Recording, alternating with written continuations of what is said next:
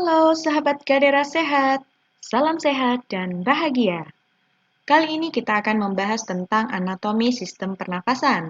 Seperti kita tahu, anatomi sistem pernafasan terdiri dari rongga hidung, faring, laring, trakea, bronkus, dan pulmo atau paru-paru.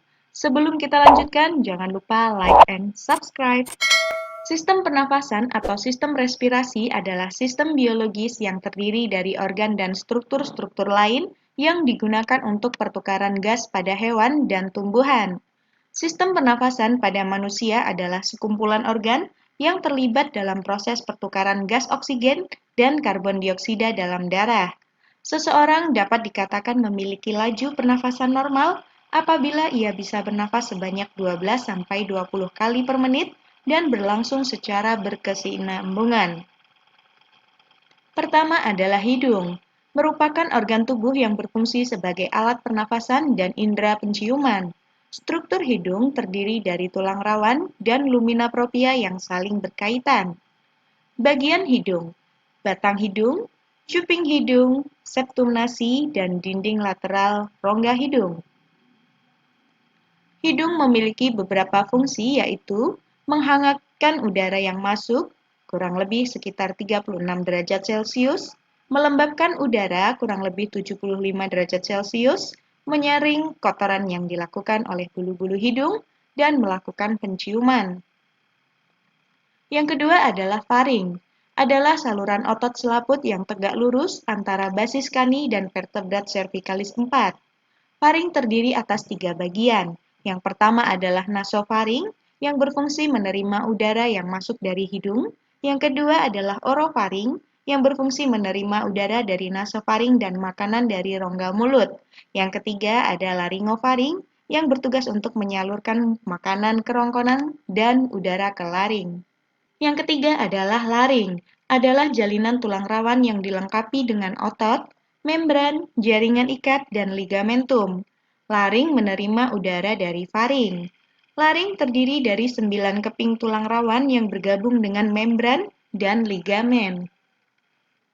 Struktur laring, terdapat kartilago tiroidea, kartilago cricoidea, kartilago arytenoidea, dan os hyoid dan cartilaginous.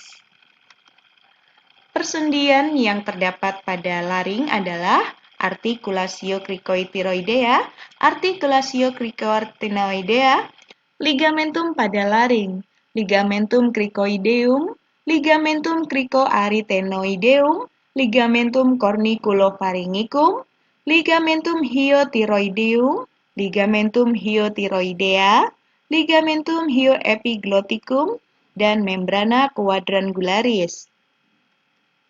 Fungsi dari laring berfungsi dalam vokalisasi manusia. Vokalisasi adalah berbicara yang melibatkan sistem respirasi. Yang keempat adalah trakea. Trakea atau batang tenggorok adalah tabung seperti pipa dan berbentuk menyerupai huruf C. Trakea terdiri dari mukosa, submukosa, tulang rawan hialin, dan adventitia. Struktur trachea. Trachea memiliki septum yang disebut carina, terletak agak ke kiri dari bidang median. Bagian dalam terdapat sel-sel bersilia yang berguna untuk mengeluarkan benda asing yang masuk bersama dengan udara. Hubungan trachea dengan alat di sekitarnya. Sebelah kanan yaitu vagus dextrum dan adanya anonyma dan asigos. Sebelah kiri ada aorta dan nervus recurrens sinistra. Bagian depan menyilang ada anonyma sinistra dan plexus cardiacus profundus. Bagian belakang ada pseudovagus. Fungsi trakea memiliki bagian yang mampu berubah menjadi elastis ketika terjadi proses menelan, sehingga akan membuka jalan makanan, sehingga makanan akan masuk ke dalam lambung. Rangsangan saraf simpatis akan memperlebar diameter trachea dan mengubah besarnya volume saat terjadinya proses pernafasan. Yang kelima adalah bronkus.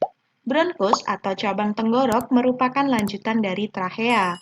Bronkus memiliki struktur yang sama dengan trachea dan dilapisi oleh sejenis sel yang sama. Bronkus terdiri dari 2 bagian, bronchus principalis dextra, yaitu bronchus ini saat masuk ke hilus bercabang menjadi 3, yaitu bronchus lobaris medius, bronchus lobaris inferior, dan bronchus lobaris superior. Bronchus principalis sinistra, bronchus ini lebih kecil, lebih sempit, serta lebih panjang dari bronchus principalis dextra.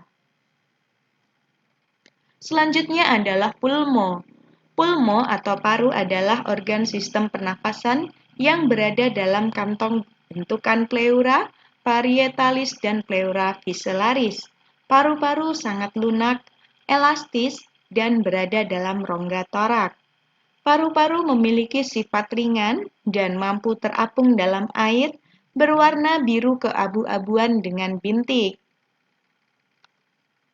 Paru-paru kanan terdiri atas 3 gelambir atau lobus, yaitu lobus superior, lobus medius, dan lobus inferior. Paru-paru kiri terdiri dari 2 lobus, yaitu lobus superior dan lobus inferior. Bisa kita lihat di gambar tersebut. Paru-paru terdiri dari lapisan permukaan atau parietalis, yaitu lapisan yang langsung berhubungan dengan paru dan memisahkan lobus dengan paru-paru. Yang kedua, lapisan dalam pleura visceralis, yaitu pleura yang berhubungan dengan fascia endotorasika, yaitu permukaan dalam dari dinding toraks. Demikian informasi terkait dengan anatomi sistem pernafasan. Semoga bisa menambah wawasan kita bersama. Good luck and see you!